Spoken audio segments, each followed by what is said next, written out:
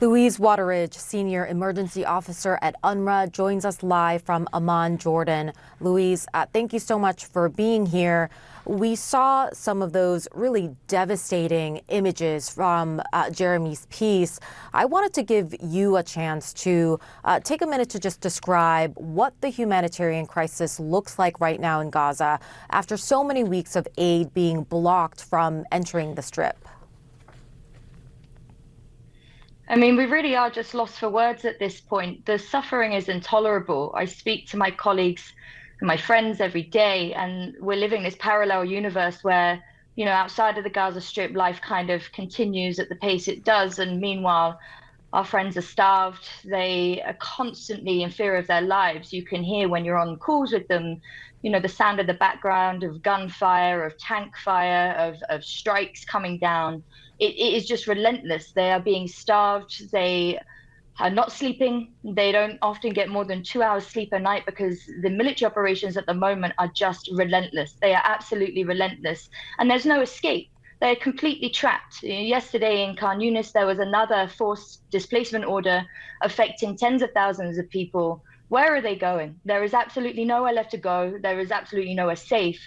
And all of this on the backdrop of 19 months of relentless suffering that's been inflicted upon them. It's just so hard to describe the despair, and we don't actually know what to say to our colleagues anymore. It's 19 months of this going on and on and on. What do we even say to them? I'm so sorry. I'm sorry this is happening to you. It's completely unforgivable.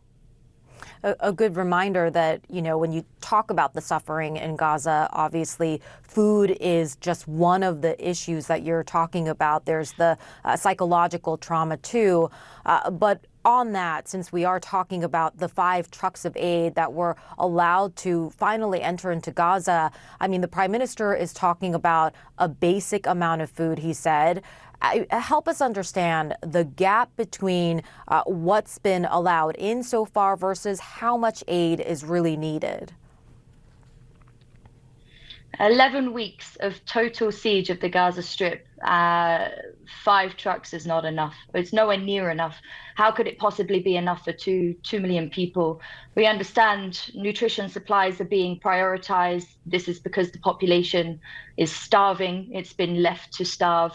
But as I say, this is just one of the problems. When you speak to our colleagues, yes, they're hungry. Yes, they need food. But they just want the war to end. They absolutely need the war to end. The mental trauma that they're going through. I talked to my colleague Hussein the last few days. He's just buried the remainder of his family. They were all killed in a strike in Jabalia. He spent the last few days pulling children out of the rubble and burying them.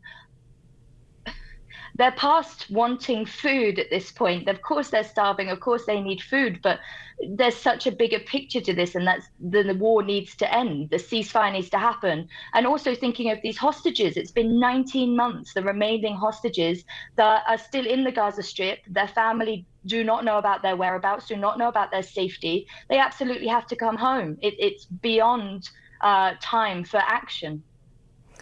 And Louise, I wanted to ask you about the children who have been living through this war. As you were talking, we were watching images of very young children holding buckets, containers, clearly just waiting for any morsel of food they can get.